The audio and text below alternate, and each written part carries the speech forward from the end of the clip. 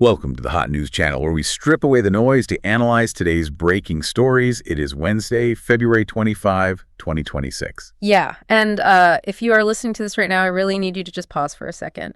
Really pause and look at that date. Because history, it's not linear. It doesn't move in a straight, predictable line. It moves in these sudden jumps. It moves in shocks. And today isn't just another Wednesday news cycle where we talk about, interest rates or whatever is trending online. It feels like a convergence point. Right. We are looking at a three-front crisis that could fundamentally reshake the next 10 years of your life. And I honestly don't say that lightly. It is a pivotal moment. You're calling it a game changer. I'm calling it a breaking point.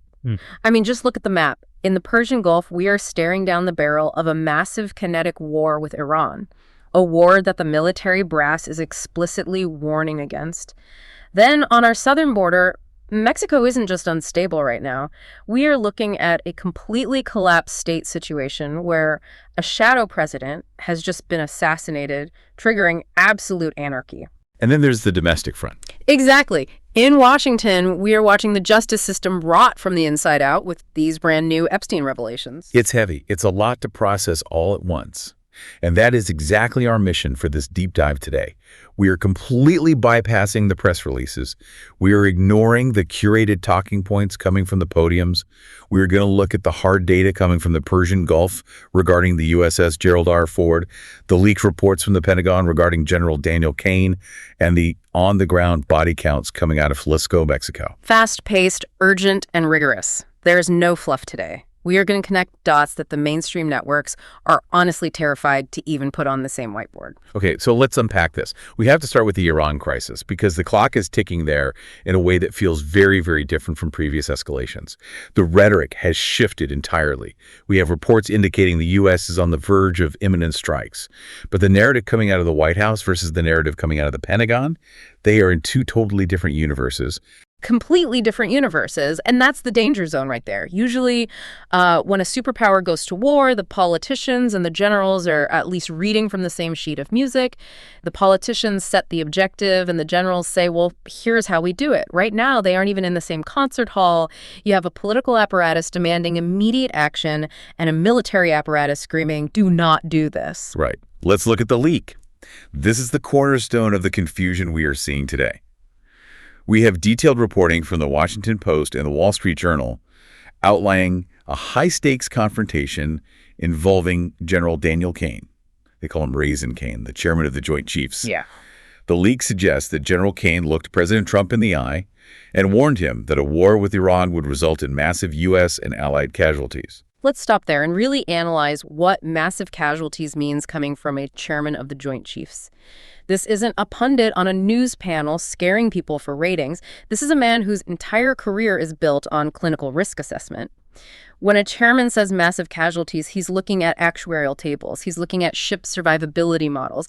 He's telling the commander-in-chief that we are going to lose thousands of sailors and airmen in the opening salvo alone. That isn't a phrase thrown around lightly. That's essentially military code for thousands of body bags. And it's not just the bodies, as horrific as that is. The specific detail that stands out to me in those reports isn't just the casualty prediction. It's the incredibly stark warning about depleted munitions. And this is the critical piece that gets buried in the headlines. Cain is basically saying, sir, we cannot guarantee success because we simply do not have the stock. He's talking about precision-guided munitions, JDAMs, cruise missiles, interceptors. We have spent the last 5 years depleting our stockpiles in Ukraine, in the Red Sea, fighting the Houthis, and in assisting Israel. This is a cold, hard, logistical reality check. You can have all the will to fight in the world, but if the warehouse is empty, the warehouse is empty. Let's expand on that supply chain issue a bit more for everyone listening, because I think people just assume the U.S. military has an infinite closet of missiles ready to go. It's a very dangerous assumption. These weapons, take a Tomahawk cruise missile, for example, they take months, sometimes literally years to manufacture. You need highly specialized chips, specialized propellants, specialized guidance systems. We have been burning through them at a rate that far exceeds our domestic production capacity. So when General Cain says depleted munitions, he means that if we launch a full-scale strike on Iran and Iran fires back with their own massive arsenal, we might run out of interceptors in week 2. And then what? Then the aircraft carriers are sitting ducks. But then you have the political reaction. And this is where it gets really interesting, frankly. President Trump takes to Truth Social, and he doesn't just deny the meeting or soften the tone, he completely eviscerates the report. I want to read this so we get the wording exactly right. Go for it. He claims the story is 100% incorrect. He asserts that General Kane's opinion is that a war would be easily won. Easily won. Those two words should send an absolute chill down anyone's spine who remembers Iraq or Afghanistan, or Vietnam for that matter. And he doubles down. He references Midnight Hammer, which was a past operation allegedly led by Kane. Trump claims that operation obliterated Iranian nuclear development. His exact words were that the nuclear program was blown to smithereens. Okay, let's pause on that word smithereens for a second. This is the absolute crux of the confusion. This is where the official narrative just snaps in half. If the program was blown to smithereens last June by B-2 bombers, as Trump claims, why are we on the brink of war today to stop them from getting a bomb? Exactly. The logic just doesn't hold up under any scrutiny. Think about it rationally. If you destroyed the target in Operation Midnight Hammer, then the threat is neutralized. Job done. Hang the mission accomplished banner on the deck of the carrier.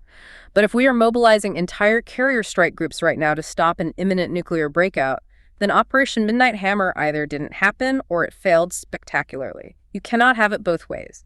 You cannot claim you already won the war and simultaneously argue you desperately need to start the war. This is what analysts call the self-licking ice cream cone of intelligence. You have Trump claiming total victory in the past to look strong, but his envoys are claiming imminent danger in the present to justify new strikes. You're talking about Steve Witkoff here. Right, Steve Witkoff, Trump's envoy to the region. He went on air very publicly and stated Iran is 1 week away from a nuclear bomb. 1 single week. So let's just track the timeline here. On Monday, according to the president, the program is in smithereens. On Tuesday, according to the envoy, they are 7 days away from detonating a nuclear weapon. It's cognitive dissonance weaponized as foreign policy. Precisely. And we have to look at the long history here. I mean, look at the analysis from people analyzing the region for decades. Benjamin Netanyahu has been saying Iran is weeks away from a bomb for 20 years, literally since the early 2000s. I remember reading headlines from 2006 saying Iran is 6 months away. It's the permanent red line. It's a rhetorical mechanism to force U.S. engagement. It's the boy who cried wolf, except the wolf is a nuclear warhead. But the severe disconnect between we already destroyed it and we must destroy it now is where the public is being heavily gaslit. They're throwing every argument at the wall to see what sticks, just hoping you don't notice the massive contradictions. It really feels like they're trying to reverse engineer a justification for military action. But let's move from the rhetoric to the hardware. Because you can spin a press release, you can spin a post on social media, but you cannot spin a physical ship. The USS Gerald R. Ford. The largest warship in the entire world, a $13 billion investment. It's currently heading toward the Gulf, or at least operating in the Mediterranean theater right now. And the reports coming off this ship are, frankly, disgusting. It's a literal sewage crisis. And I don't mean that metaphorically to describe the leadership. I mean actual sewage. We are citing hard reporting from analysts like Larry Johnson and Rachel Blevins here. The plumbing system on the most advanced aircraft carrier in human history is completely failing. Toilets are clogged. They are overflowing into the living quarters. We really need to explain why this matters, because this isn't just, oh, someone forgot a plunger in the bathroom. The Ford-class carriers use a highly specialized vacuum sewage system, very similar to what you see on a commercial airliner, but scaled up to a massive city-sized degree. It was designed by engineers to save weight and space. The engineers thought, great, smaller pipes, less water weight, more room for jet fuel. But in actual practice, it's an unmitigated disaster. Why is it failing so badly? Because you can't defy physics and basic human behavior, it requires using a highly concentrated acid solution to flush the lines periodically. It clogs constantly if anything other than the specialized military issue paper is used. And when you have thousands of young sailors living on a floating city, things happen. But the system is so incredibly fragile that a single clog in one pipe can knock out the bathrooms for an entire section of the ship. And when it clogs, what is the actual reality for the crew? When it clogs, you have raw sewage backing up into the berthing areas where people sleep. You have foul smells permeating the enclosed corridors. Think about the severe morale impact of that. You have 4,600 crew members. They have been deployed for nearly a year. They are exhausted. They are overworked. And now they are living in highly unsanitary conditions. It sounds absolutely miserable. Larry Johnson made a brilliant point about this. How do you project global power when you can't even flush the toilets? How do you maintain the intense discipline and focus required to launch multi-million-dollar jets every 90 seconds when the hallway smells like a sewer? It attacks the core psychology of the crew. It really undercuts the easily won narrative, doesn't it? I mean, if we can't maintain the basic plumbing on our flagship vessel, how do we sustain a high-intensity, protracted conflict with a near-peer adversary? It's the perfect metaphor for the situation. The Empire is overextended. It's shiny on the outside. We have the great B-2 bombers. We have the largest warship on Earth. But internally, the infrastructure is completely corroded. The basic maintenance isn't getting done. The systems are severely over-engineered and under-tested. And the Iranians, they aren't blind to this. They read the public maintenance reports. They know this ship is limping into the theater. That brings us perfectly to the view from Tehran.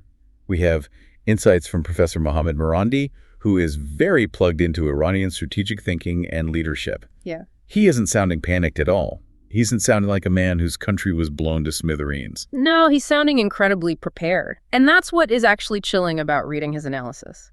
Morandi's main point is that Iran has spent the last 25 years watching what we did in Iraq, watching Afghanistan, watching Libya, preparing for this exact specific scenario. They realized a very long time ago they couldn't beat the U.S. Navy in a head-to-head sailing contest. They aren't going to try to build a bigger aircraft carrier. So what do they do instead? Total asymmetric warfare. They moved all their critical assets underground, and I mean deep underground. We are talking about massive missile cities buried under mountains, facilities placed well beyond the reach of our standard bunker busters. They heavily decentralized their command structures so that even if you manage to cut off the head of the military, the body just keeps fighting autonomously. He called the U.S. an overextended empire. Exactly. Because he sees the reality. He sees the sewage on the Ford. He sees the depleted munitions data that General Kane is worried about. He sees the absolute political chaos in Washington. And the final hour warning he gives isn't about Iran surrendering to avoid destruction. It's about the massive costs they will exact on us. He suggests that if attacked, the Iranian response will strictly target the energy infrastructure of U.S. allies in the Persian Gulf. We're talking about wiping out oil and gas facilities in Saudi Arabia, the UAE, Qatar. Which instantly means $200 a barrel oil. It means a severe global economic depression overnight. It means the lights literally go out in Europe and the gas pumps run totally dry in America. It means the global supply chain, which entirely runs on diesel fuel, just grinds to a halt. So Trump thinks it's an easy win. General Kane says it's a meat grinder. And the Iranians are saying, go ahead and try. We'll crash the entire global economy. That is the terrifying standoff in the East. And while everyone is hyper-focused on the Persian Gulf, waiting for the first cruise missile to fly, something arguably worse is happening right on our doorstep. Let's pivot to Mexico, because this isn't just cartel violence anymore. We really need to update our vocabulary for what is happening down there. This is a full-blown state collapse. It's total anarchy. We have breaking news that was confirmed by the investigative journalist Katarina Szulc. El Mencho, whose real name is Nemesio Oseguera Cervantes, the leader of the CJNG, the Jalisco New Generation cartel, has been killed. And we need to be extremely clear about the nature of this event. Szulc's rigorous reporting highlights that this was a targeted kill mission. This wasn't an attempt by law enforcement to arrest him and put him on trial like they did with El Chapo. They didn't want him sitting in a federal courtroom in Brooklyn talking about exactly which politicians he paid off. They went in specifically to liquidate him. El Mencho wasn't just a drug lord. Szulc called him the shadow president of Mexico. That's a massive, massive title. It's a heavy term, but you have to look at the hard data. The CJNG isn't just a street gang, it's a massive multinational conglomerate. It is currently the 5th largest employer in the entire country of Mexico. Think about that for a second. They are bigger than most legitimate publicly traded corporations. They have a payroll that includes mayors, politicians, police chiefs, and high-ranking military officers. When you violently take out the CEO of the 5th largest company in a country, who also happens to have a heavily armed private army, you don't get peace. You get an immediate, bloody power vacuum. And the fallout has been instant and brutal. We are seeing numbers from the ground that are truly shocking. 30 National Guard members killed in a single day. In a single day. For some necessary context, that is a catastrophic loss rate for any paramilitary force. That is a battalion-level engagement casualty count. That's conventional warfare numbers. The visuals Szulc describes in her reporting are straight out of a war zone. National Guard bodies left scattered on major highways, cars burning everywhere, roadblocks set up with tire spikes to stop any government reinforcements from entering the region, and the current Mexican president, Claudia Sheinbaum, is issuing shelter-in-place orders to the public. While simultaneously going on television and claiming complete national sovereignty, that's the major friction point here. Sheinbaum is addressing the nation, saying everything is totally under control, trying to maintain this desperate image of a sovereign, functional Mexico. She's trying to say, we handled this operation ourselves. But the stark reality on the ground, and Szulc was very specific about this in her analysis, is that this entire operation has U.S. fingerprints all over it. You're talking about the boots-on-the-ground revelation. Right. Officially, the narrative is that this is a purely Mexican operation. But Szulc and other independent investigative analysts are pointing out that U.S. Special Forces or heavy intelligence assets are deeply embedded in this chaos. Remember, Trump recently designated the cartels as foreign terrorist organizations. Which completely changes the legal rules of engagement. Completely. Once you slap that FTO label on a group, the entire legal framework shifts. It allows for covert, direct military action. It allows the U.S. military to treat the cartel leadership not as organized criminals to be indicted, but as enemy combatants to be eliminated. It moves the jurisdiction right from the Department of Justice over to the Department of Defense. Szulc also mentioned the capture of Ryan Wedding recently, a Canadian narco. Now, the timing of these massive takedowns aligns perfectly with U.S. political pressure. The U.S. desperately wants big dogs taken off the board to show the public some sort of progress. It's pure political theater. They need a scalp to wave around. They need to hold up Mencho's head and say, look, we won. But structurally, what did they actually achieve? They just kicked over a massive hornet's nest. But at what cost to the civilian population? We are talking about an active civil war right next door, and the weaponry involved. This is the part of the reporting that truly blew my mind.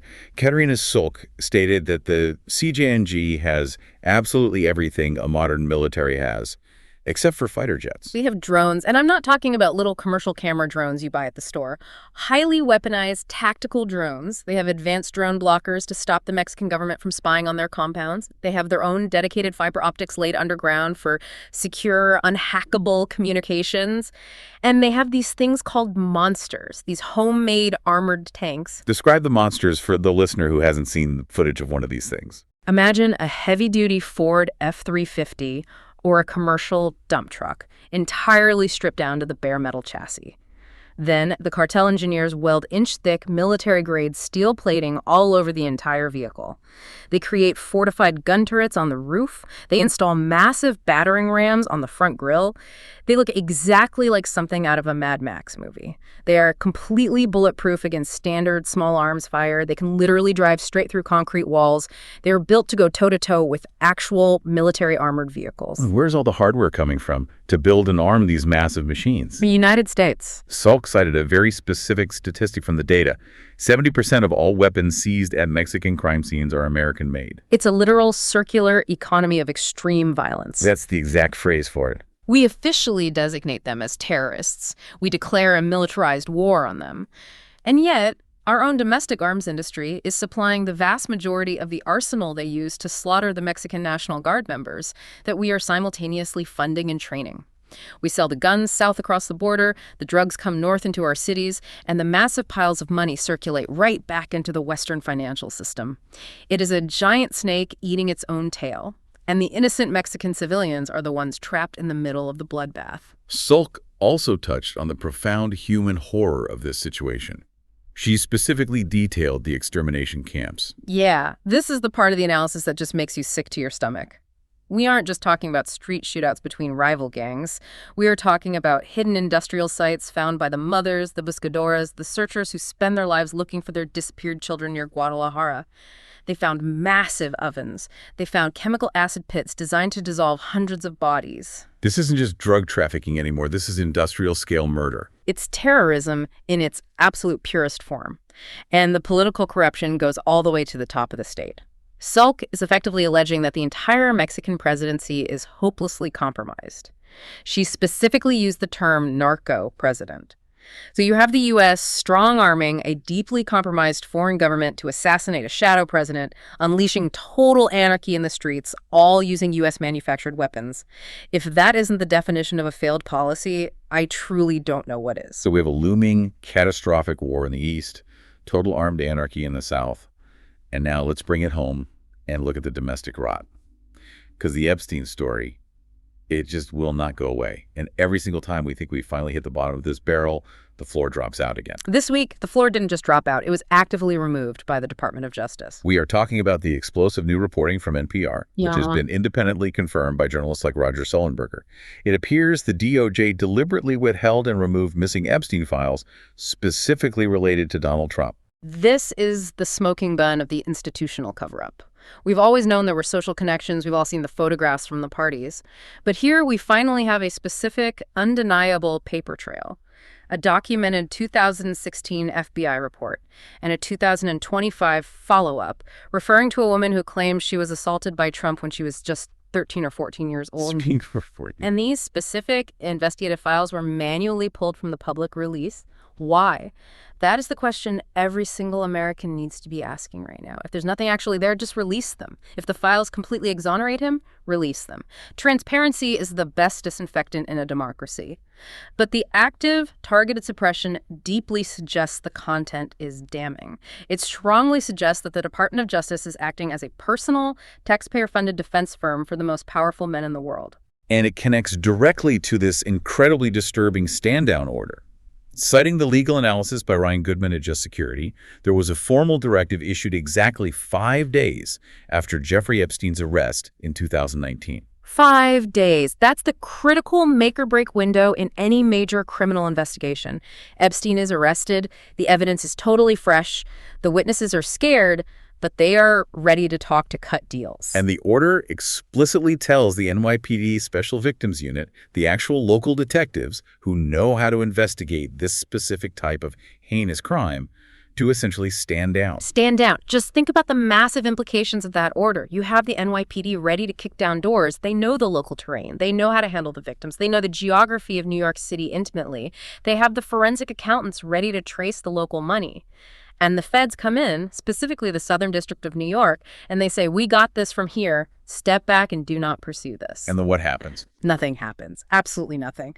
Epstein miraculously dies in federal custody under the most suspicious circumstances imaginable, and the entire broader investigation effectively halts. The security cameras outside his cell mysteriously malfunction. The highly trained guards somehow fall asleep on the job. And the most sensitive files just vanish into the ether. The stand-down order was, in practice, a kill the investigation order. Well, speaking of his death, we absolutely have to talk about the leaked email. The slip. This is arguably the most fascinating piece of new evidence we've seen. The reporting highlighted this perfectly. An assistant U.S. attorney for the Eastern District of New York, in a leaked internal email regarding a routine confidentiality agreement for a totally different inmate, specifically referred to the investigation into the murder of Jeffrey Epstein. Murder. Not suicide. Not unfortunate death. Murder. Now, play devil's advocate for a second. Was it just a careless typo, a slip of the tongue by an overworked lawyer? In a highly sensitive legal document drafted by a federal prosecutor, you know exactly how these people work. They don't make careless typos like that. They live and die by incredibly precise language. Every single comma in those documents is debated by committees. Every word is weighed for legal liability.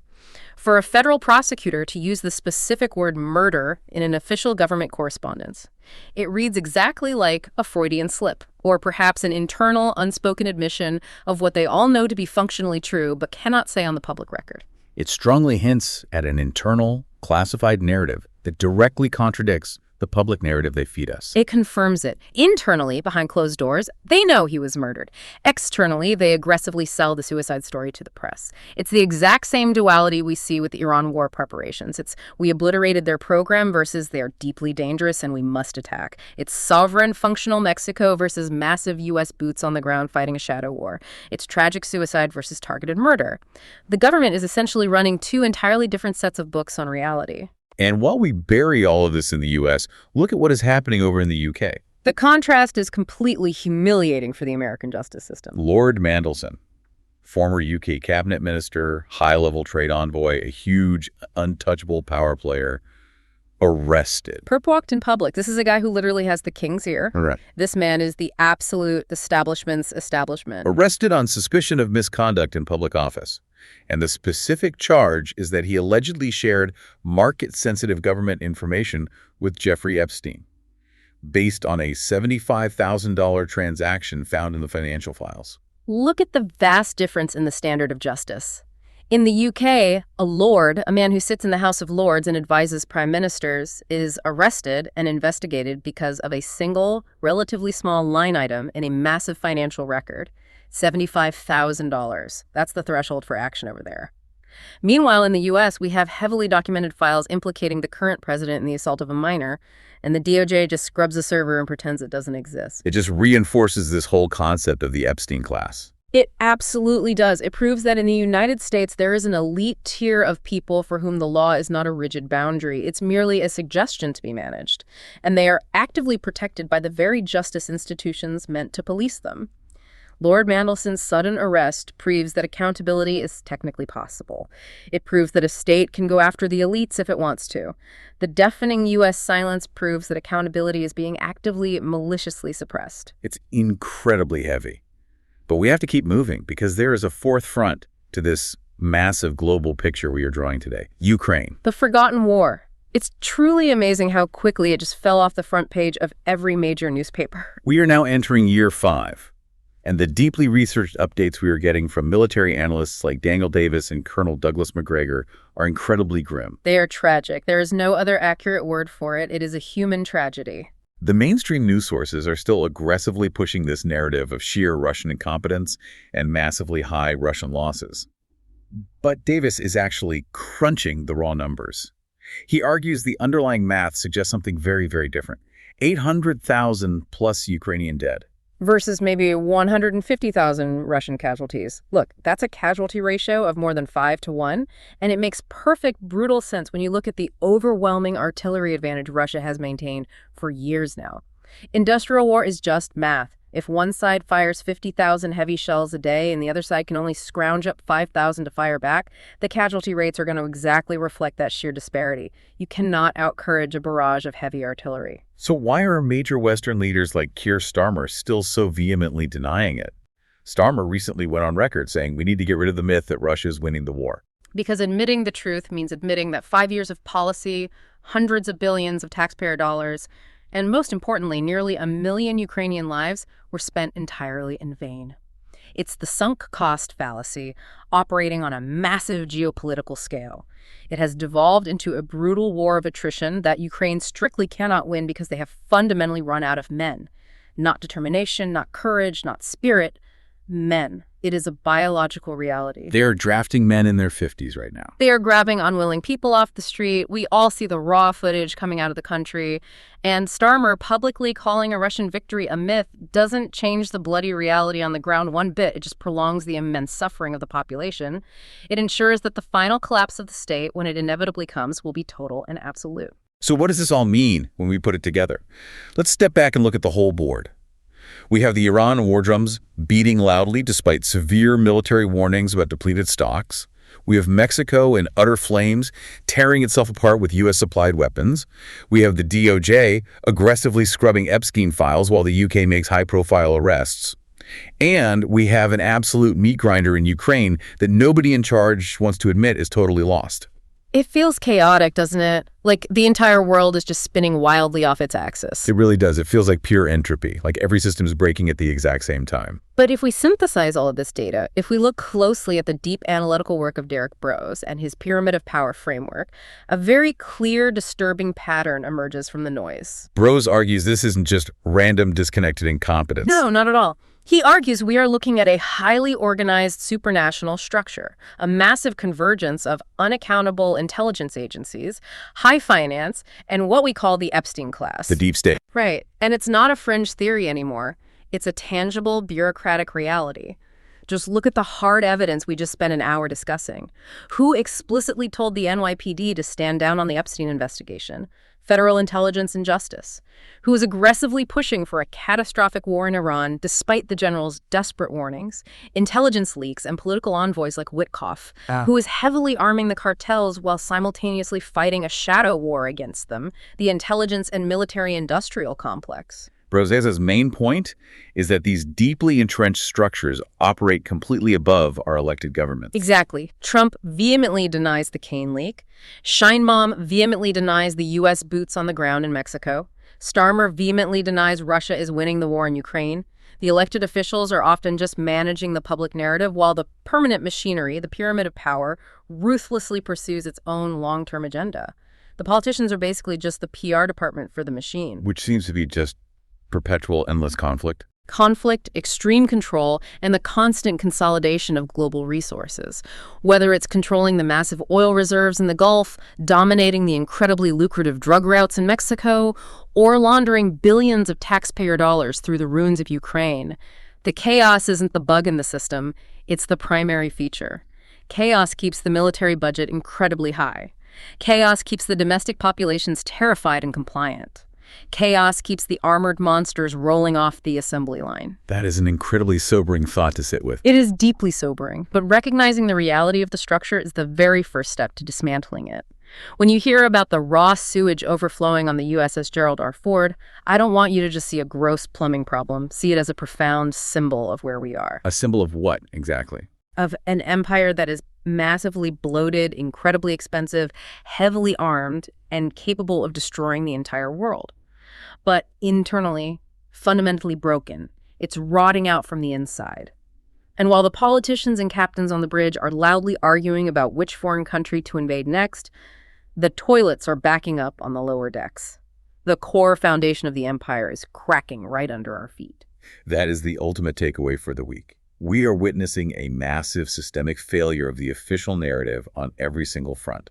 Whether it's the supposedly obliterated nuclear program that is suddenly an imminent threat again, the supposedly sovereign Mexico that is actually a fully compromised narco state, or the justice system that actively hides horrific files for the most powerful men on earth. Don't listen to the polished press conferences. Watch the aggressive actions. Watch where the dark money flows. Watch the mounting bodies. That's where the hidden truth always is. And on that incredibly heavy note, we're going to wrap up this deep dive. It's been a lot to process, but it is absolutely necessary. Completely necessary. We have to boldly face reality if we ever want to change it.